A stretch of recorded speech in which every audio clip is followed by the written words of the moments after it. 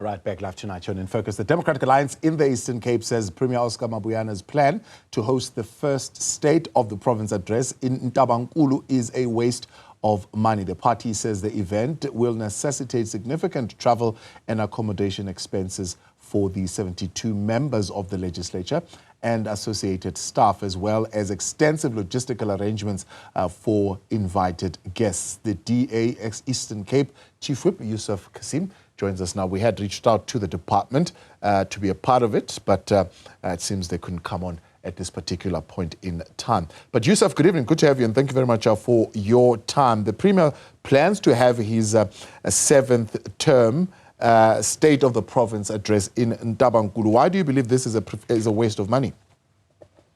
Good evening, Taban. Good evening to your viewers. The State of the Province address in the Eastern Cape has ordinarily taken place in the Eastern Cape Legislature precinct. It's been done very, very well, and it's been done with the required excellence required of an event of this nature. There's absolutely no reason that one would need to take it outside of the legislature. Of course, the only reason that one would want to do that is in order to splurge on the costs related to the pomp and ceremony of taking this event elsewhere.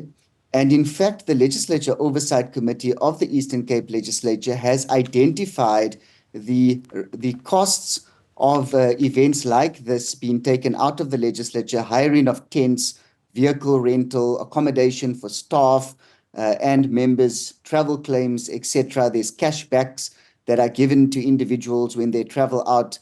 That these were identified as the cost drivers for the inability of the legislature to contain its spending.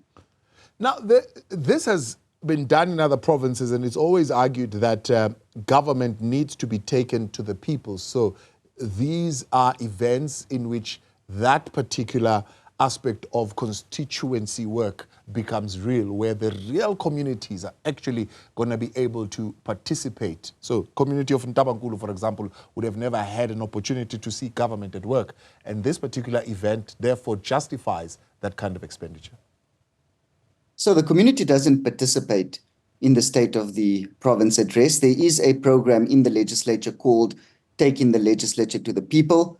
That's a completely different program that allows for the community to participate in sessions of the legislature. But to take the Premier to Ntabankulu just to give a speech doesn't facilitate any public participation in the legislative process whatsoever.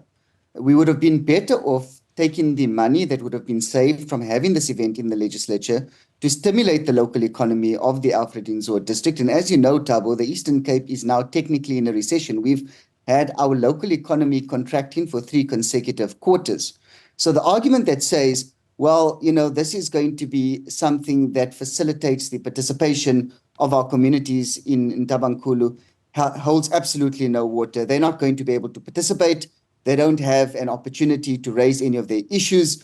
And in fact, all that's going to happen is there's going to be a big show and dance for the big man, Oscar Mabuyane, to come out there with all of his blue lights and all of his executive and make a speech and then go home. There's absolutely no opportunity for the community to participate. Have you received the breakdown? I believe you would have asked the Secretary of the Legislature to give you the breakdown of the costs. They've been very cagey with the costs, and we understand why. We haven't been the only ones that have requested the breakdown of costs, and neither us nor others who have made this request through the formal mechanisms of the legislature, none of us have received any responses in this respect. In fact, we haven't even received an acknowledgement. And what I can tell you, Thabo, is that it's not just the DA. There's consternation even within the ranks of the ANC about whether taking, having this splurge at this time in this manner, whether it's really a good idea.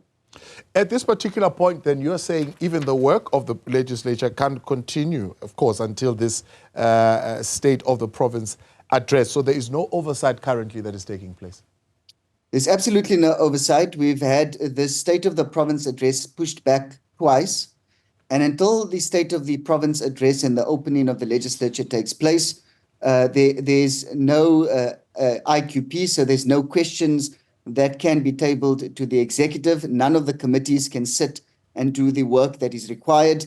And especially in the crisis that we are in at the moment, we need the legislature to be functioning now more than ever. We've got the foot and mouth disease that has run rampant in our agricultural industry. We've had floods that have hit Buffalo City and the Nelson Mandela Bay regions. And we've also, as I've mentioned earlier, we are currently in a technical recession. So without the legislature functioning, there's no oversight taking place over the executive, and the will of the people or the voice of the people is not being expressed. So at this point, would you be saying that if it continues to be held at Ntabankulu, the Democratic Alliance is not going to participate? No, that's not our position. We have always, as a political party that are voted by hundreds of thousands of residents in the Eastern Cape, taken our duty to represent those residents appropriately.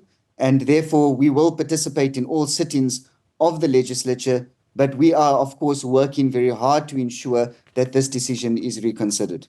Yusuf, appreciate your time. Thanks so much for coming on. Yusuf Cassim there, Member of Parliament of the Democratic Alliance in the Eastern Cape Legislature. We had reached out to the Acting Deputy Director General to respond to that, but couldn't come on on the time of the broadcast.